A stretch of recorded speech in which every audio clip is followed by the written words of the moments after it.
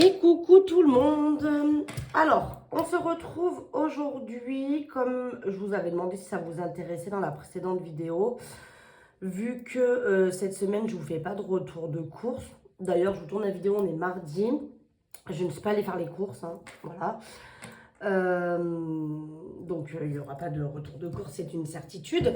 Mais je vous avais proposé, si vous voulez, de vous faire une vidéo un peu explicative de comment démarrer le système des enveloppes, quels sont les outils qui, à mon sens, sont nécessaires pour pouvoir démarrer comme il faut. Excusez-moi. Pour pouvoir démarrer comme il faut, eh bien, le système des enveloppes, voilà. Donc, je vais vous expliquer un petit peu, moi, comment j'ai... Voilà, après, le système des enveloppes, c'est hyper adaptable. C'est-à-dire que vous pouvez le manger à votre sauce, on va dire.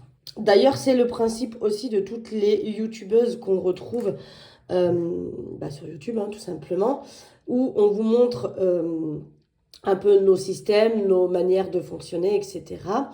Mais ça reste personnel, donc c'est-à-dire qu'en fonction de vos revenus, de vos budgets, de ce que vous aimez ou pas, c'est là que vous allez pouvoir mettre en place le système à votre manière à vous. Parce que chacune est différente. Il y en a qui sont couples, donc il y a deux revenus, donc les revenus sont plus élevés. Il y en a qui sont seuls, il y en a qui ont des enfants, il y en a qui n'ont pas d'enfants, il y en a qui ont des animaux. D'autre part, enfin bref, il y a toute une multitude de choses qui fait que selon nos vies personnelles, le système ne sera pas identique à tout le monde. Voilà, la base du système est identique à tout le monde, mais après, pour tout ce qui va être de la mise en place, ça c'est un petit peu chacun fait à sa sauce. Et c'est l'avantage du système des enveloppes, c'est qu'en fait, on peut adapter. Voilà, donc je vais vous expliquer moi comment j'ai fait pour le mettre en place. Je vais vous donner aussi les outils qui pour moi me semblent nécessaires à avoir pour gérer comme il se doit son budget.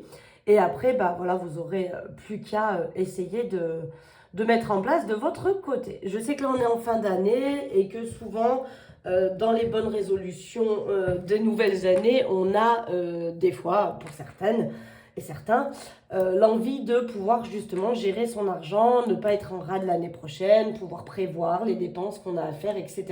Et je vous avoue que mentalement, c'est un bien-être quand on sait que il arrive une facture, il arrive une période de l'année et qu'on sait que l'argent est là et qu'il attend d'être dépensé parce que bah, tout le long de l'année, on a fait des petits efforts pour pouvoir avoir cet argent. Bah, je vous jure que mentalement, la charge mentale en est réduite et c'est vraiment très agréable. Bref, donc, je vais vous expliquer comment moi j'ai démarré. Donc moi, tout simplement, j'étais tombée sur une vidéo comme ça, YouTube, d'une fille qui faisait le système des enveloppes. Et quand j'ai regardé par hasard sa vidéo, et là je me suis dit, bah ouais, il faut que... Peut-être qu'il faudrait que je me penche sur mes finances. Et j'ai bien fait. J'ai vraiment bien fait parce que du coup, ça va faire 4 ans que je fais le système des enveloppes et pour rien au monde, je reviendrai en arrière parce que je trouve qu'il est juste parfait pour, en tout cas personnellement, pour ma gestion du budget. Ce que j'ai fait, du coup, quand j'ai vu cette vidéo, je me suis dit, bah, il faut que j'épluche mes comptes. Et ça, c'est hyper important à faire. Il faut que vous alliez mettre le nez dans votre le relevé de compte précédent, qui est plein, quoi, un mois complet.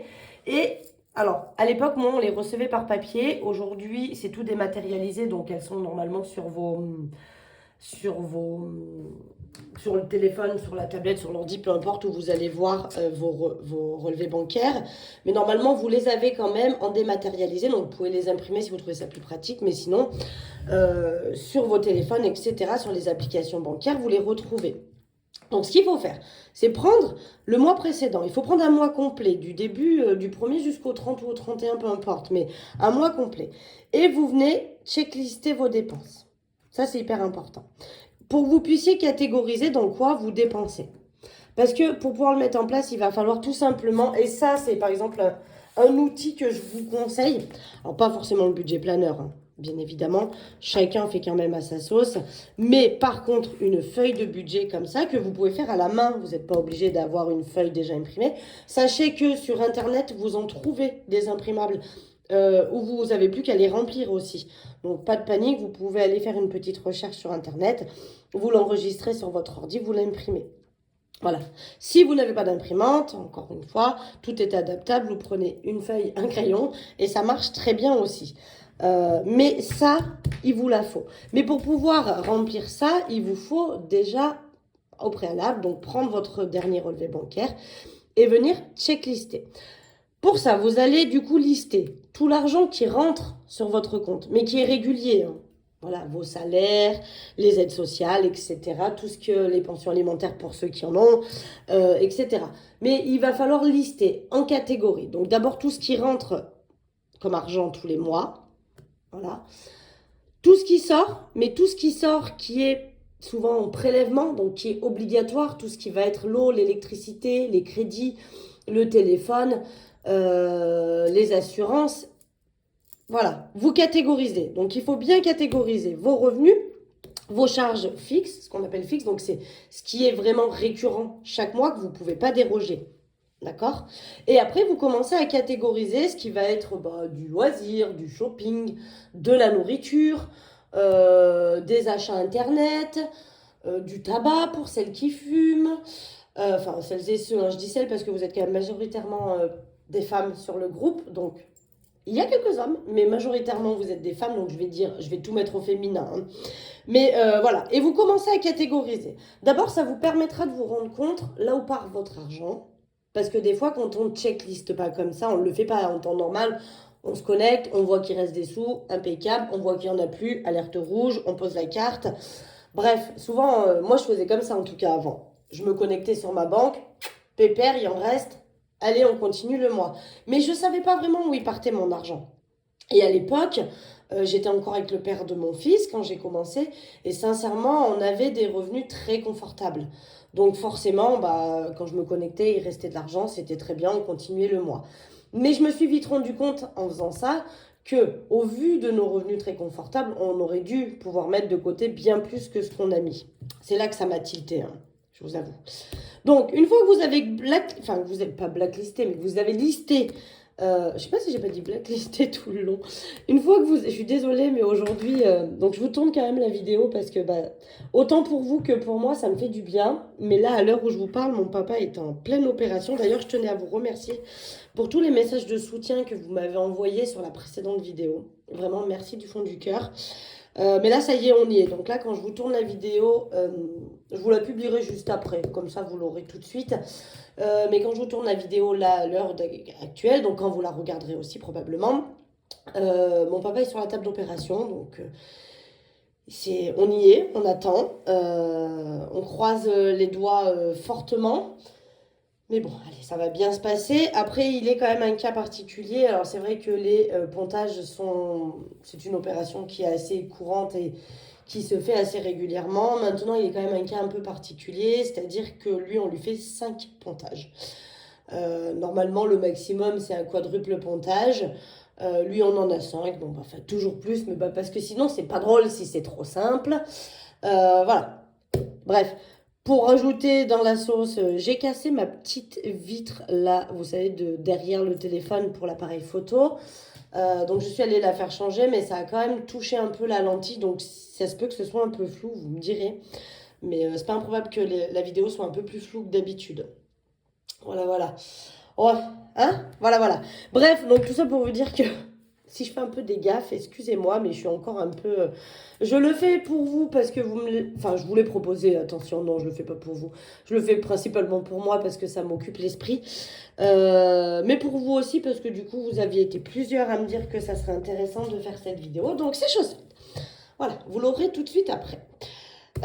Donc, qu'est-ce que je disais? Voilà. Et donc, pour moi, c'est important d'avoir cette feuille parce qu'après, c'est ce qui va vous permettre de poser votre budget sur papier.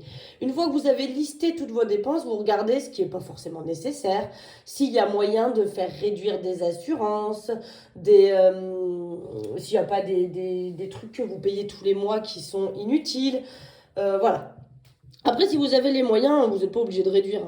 Ça, c'est si souvent on galère un peu. Mais à partir de ce moment-là où vous avez listé toutes vos dépenses, vous allez commencer à pouvoir poser votre budget. Et ça, c'est la base du système des enveloppes. C'est poser son budget. On ne peut pas le faire au pif. C'est très simple, si vous faites au pif, c'est sûr que vous allez vous planter. Donc il faut pouvoir noter tout ce qui rentre, tout ce qui sort tous les mois qui est obligatoire, tous les prélèvements. Et après, ce qui va rester, c'est ce qu'on va appeler votre reste à vivre. Donc forcément, si déjà entre ce qui rentre et ce qui sort, il vous reste plus rien, c'est que vous vivez au-dessus de vos moyens. C'est qu'ici, il faut faire quelque chose. Il faut appeler vos assurances, il faut appeler les téléphones, il faut appeler euh, plein de choses pour essayer de réduire cette partie-là afin que ça, moins ça, eh ben, il en reste pour là.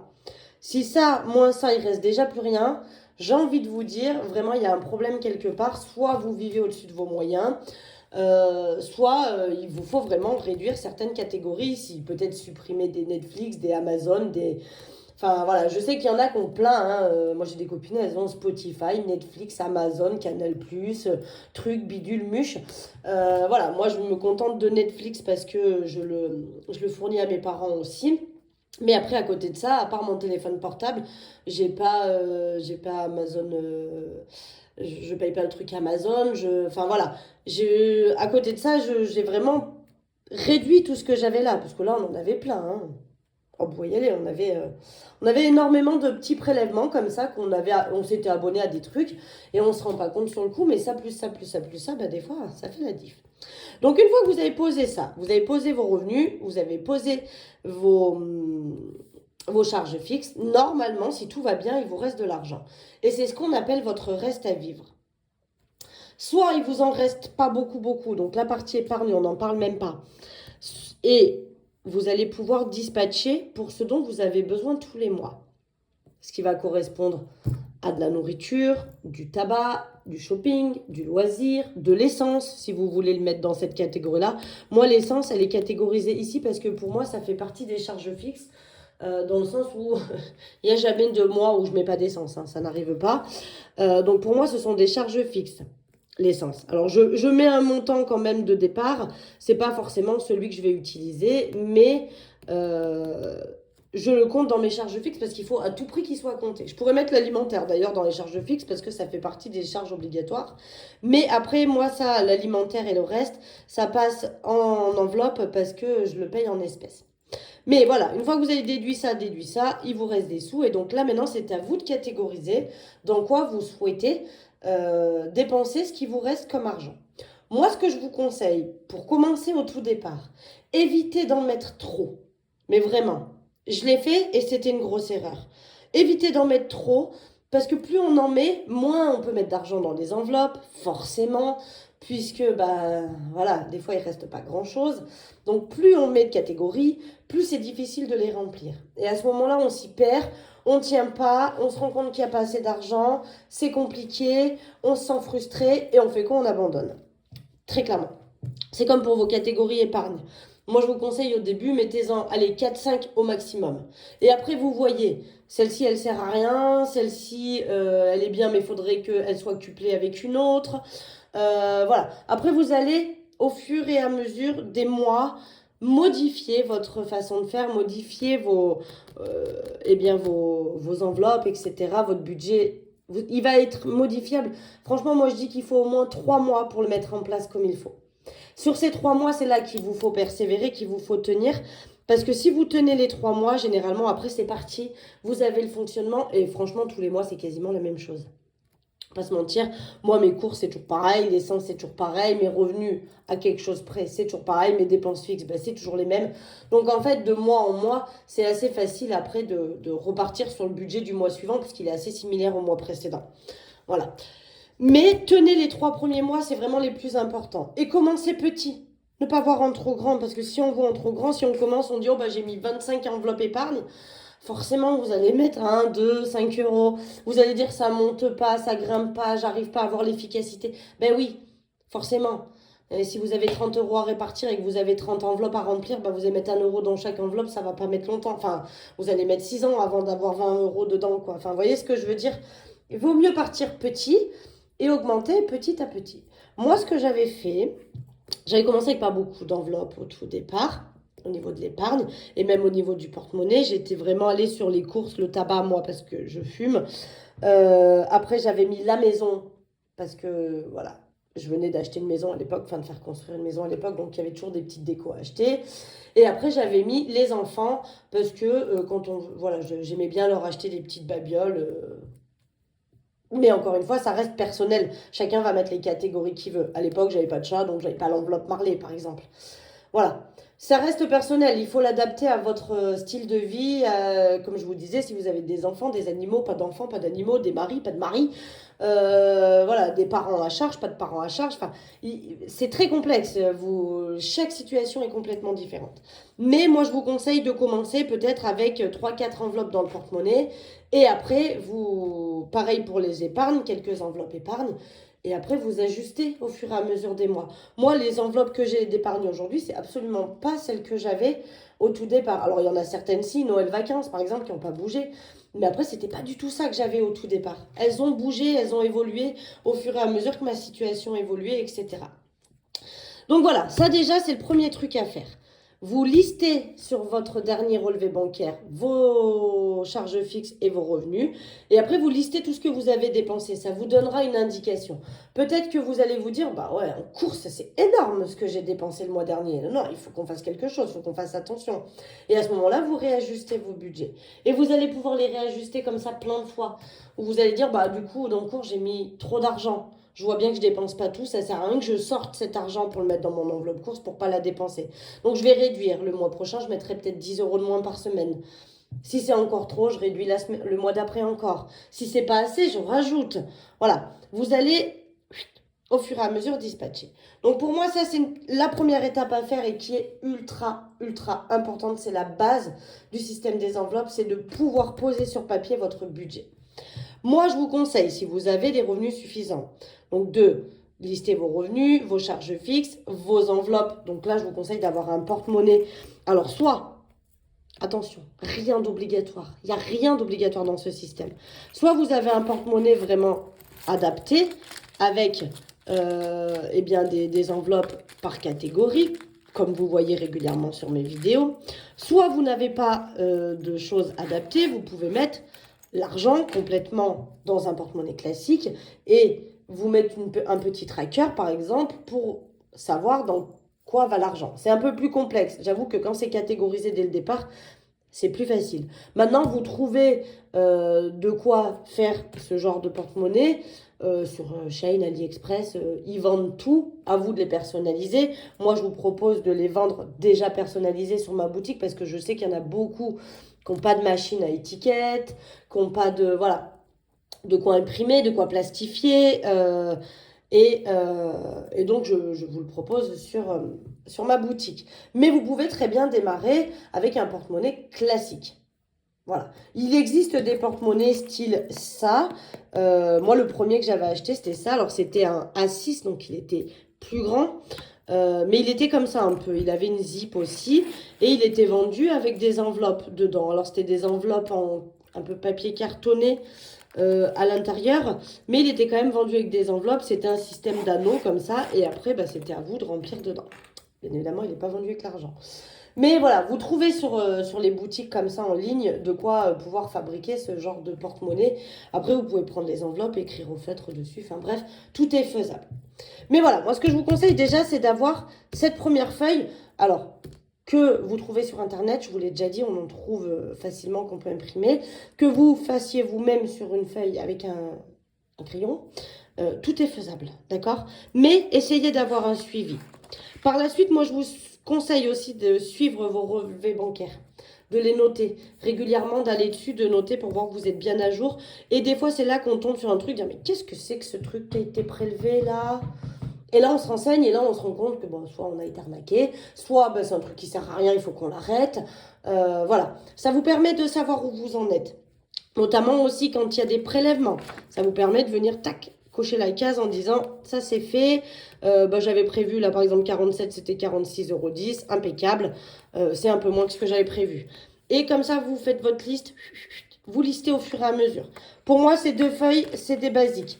Faire votre suivi bancaire et en même temps votre feuille budget.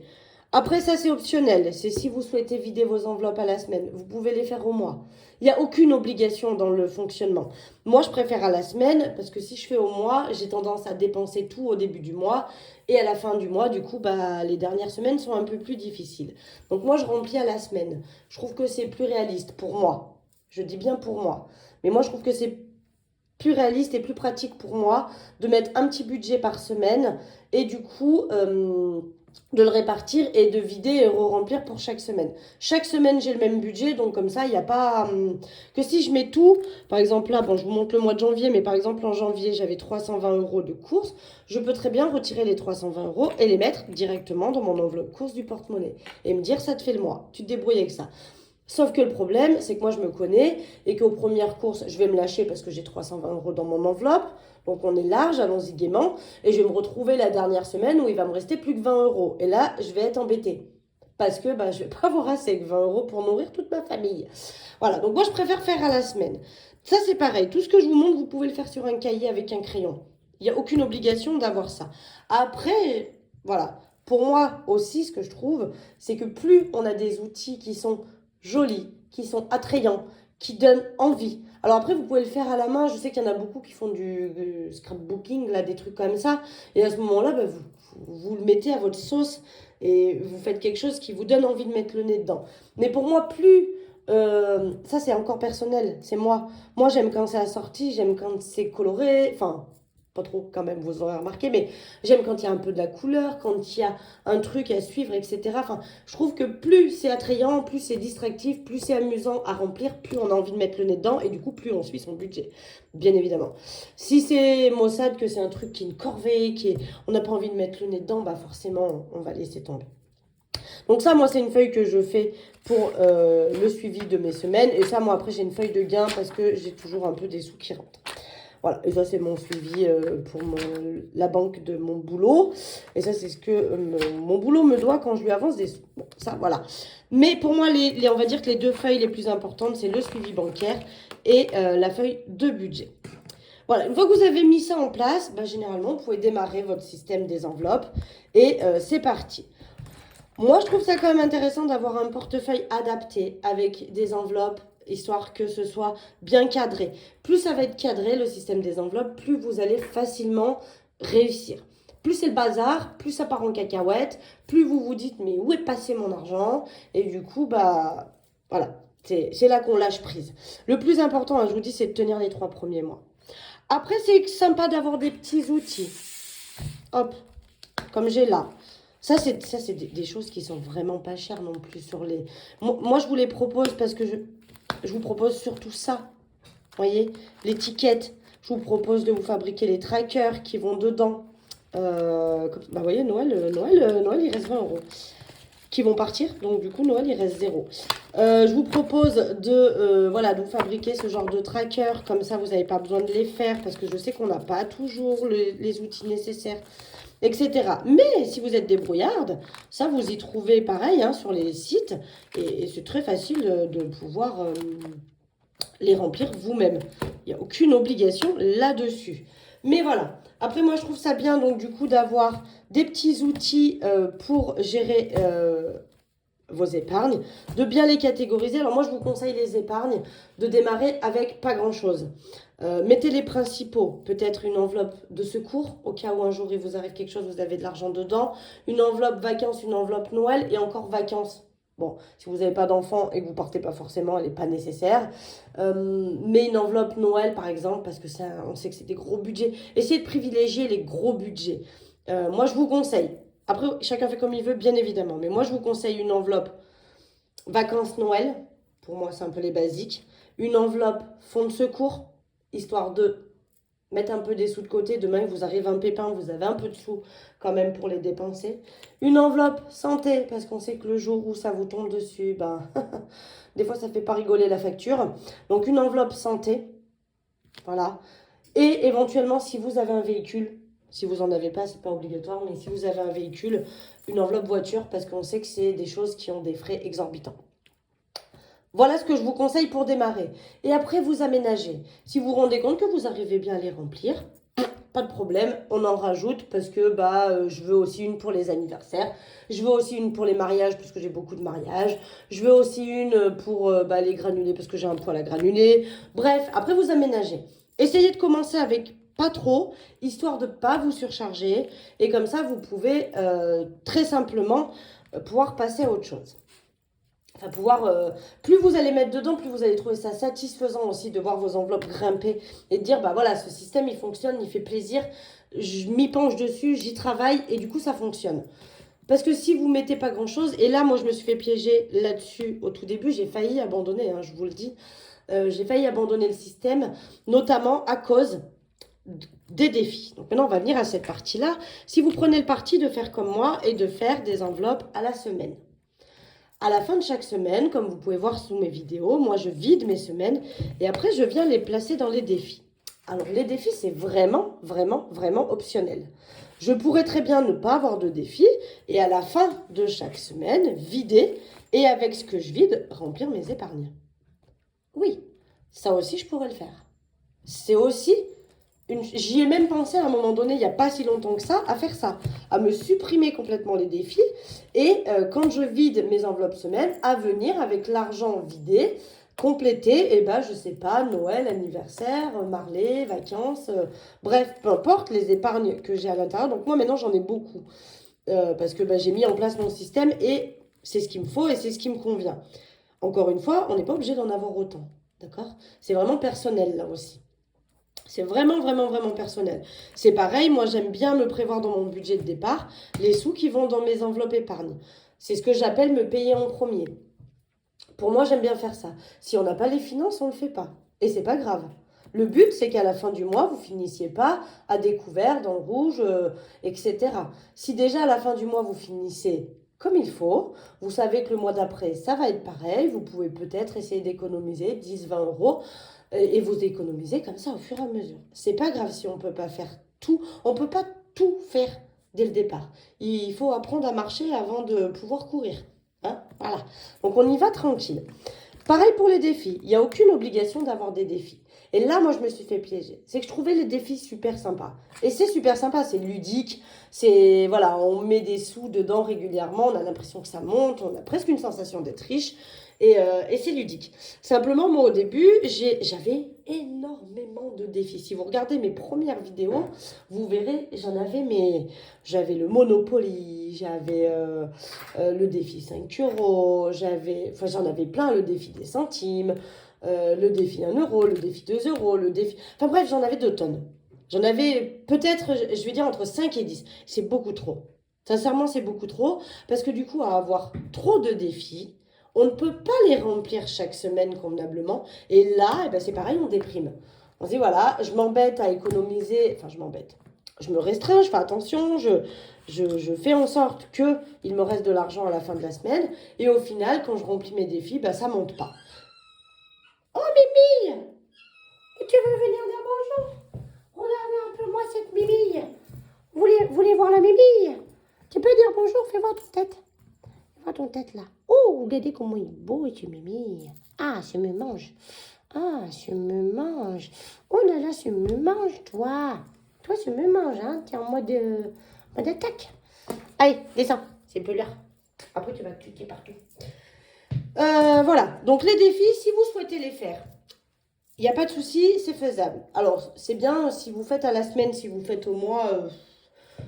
Moi, perso, je ne vois pas trop l'intérêt, mais si vous faites à la semaine, et c'est ce que je vous conseille de faire, parce que c'est vraiment là où vous allez être le plus efficace, les défis, c'est sympa. N'en mettez pas trop. Vraiment, c'est un conseil, n'en mettez pas trop, parce que je vous dis, vous n'allez pas pouvoir les remplir comme vous aimeriez, et du coup, ça va vous frustrer, et du coup, vous allez avoir la sensation que le défi ne bouge pas, et c'est là que vous prenez le risque d'abandonner le système. Et c'est dommage. Voilà, elle revient la Mimi. Hein. Et tout ça pour manger ma plante. C'est non, la plante, mademoiselle. Tu vas me l'abîmer. Oui. Voilà. Après, ce que vous pouvez faire aussi en démarrant, c'est vider vos enveloppes à la semaine, comme je vous disais, et y basculer directement dans vos épargnes, sans avoir de défis. C'est pas une obligation, les défis. C'est vrai que c'est ludique et que c'est sympa, mais c'est vraiment optionnel, le défi. À vous de voir après. Et je vous conseille vraiment, vous voyez, moi j'en ai 4, du coup, des défis. Alors après, j'ai celle-ci, mais ça, c'est pas vraiment un défi, c'est plus économiser pour me sauver la vie les mois à 5 semaines. Mais en gros, moi j'ai 4 défis, et franchement, 4 défis, c'est bien. Comme vous avez pu voir, ils arrivent à se remplir assez facilement.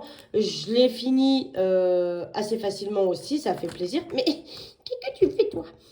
Et du coup, quand c'est rempli et fait facilement, bah du coup, oui, ça motive. On se dit, ah bah super, celui-là, je l'ai déjà fait une fois, celui-là, je l'ai déjà fait 2 fois, celui-là, je l'ai déjà fait une fois aussi. Enfin, vous voyez, plus on y arrive à faire les petits défis qu'on se met, plus c'est cool et plus ça motive.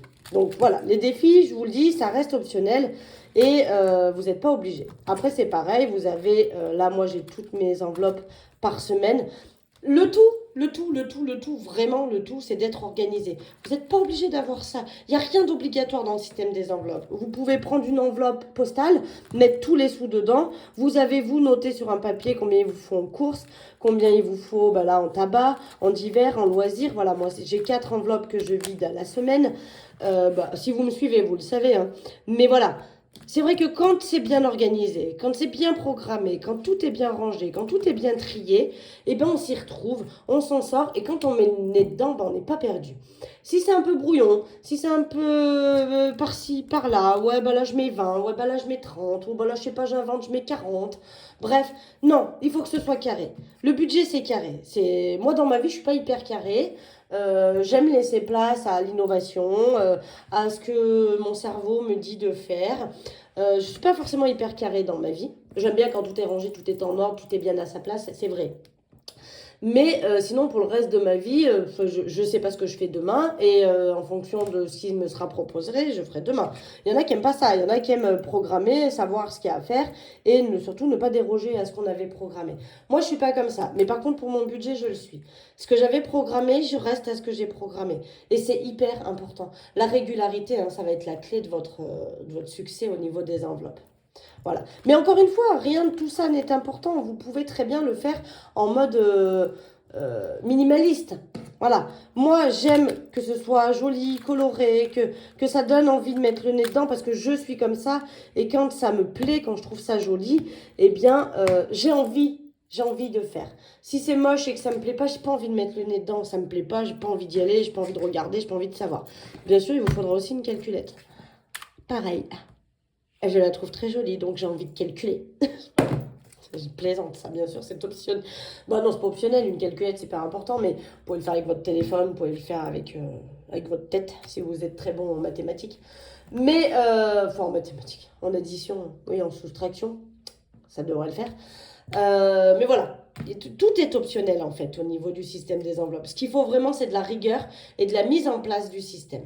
Une fois que vous avez mis en place tout ça, hop, vous allez réguler de mois en mois. Et moi, je bouge encore, hein. Je bouge encore. Vous voyez que mes défis, il n'y a pas si longtemps que ça, j'avais pas ceux-là. J'en avais d'autres. Je bouge encore. Ça change encore. Et ça va encore changer.